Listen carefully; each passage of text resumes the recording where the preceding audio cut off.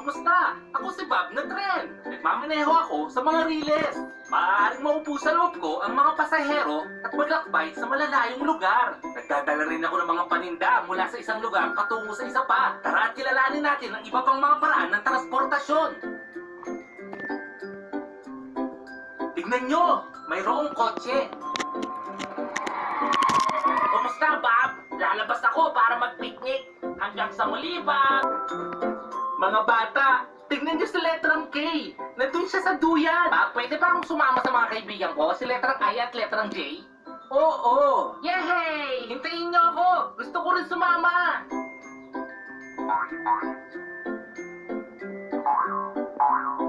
Hello, letrang M. Anong ginagawa mo? Hi, Bob! Uuwi na ako. Bakit hindi ka na lang sumama sa amin?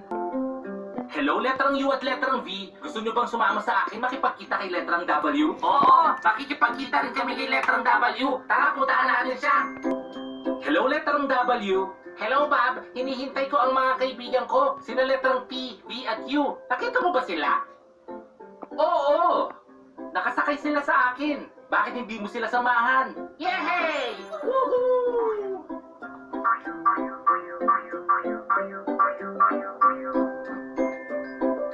Tignan niyo lahat ng kaibigan natin. Pwede rin ba kami sumama sa kanila, Bob? Oo, letrang X, Y, and Z. Napakasaya! Hanggang sa muli!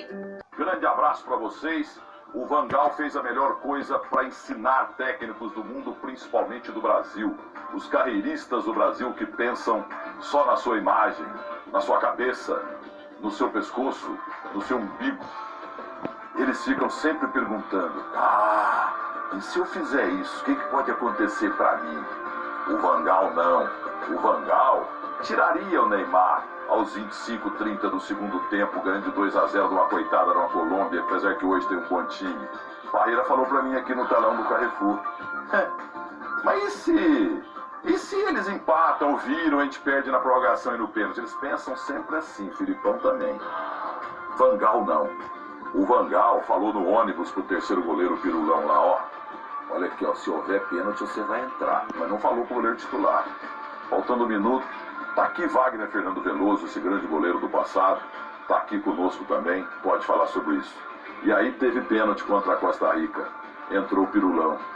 Se não desse certo, ele tava morto. Ele tava decapitado, no pescoço ali, na cabeça. Sumia do mundo. Mas ele pensou na Holanda. O próximo técnico que pintar aí tem que aprender com o Vangal. Mas o Vangal é mala. O Filipão reclamou do Vangal que teria maltratado o Rivaldo lá no Barcelona. Você, Filipão, já tratou bem tantos jogadores e maltratou tantos também como maltratou a nossa seleção brasileira. Anong ginagawa mo dyan sa itaas, letrang B? Hinahanap kita at nandito ka na.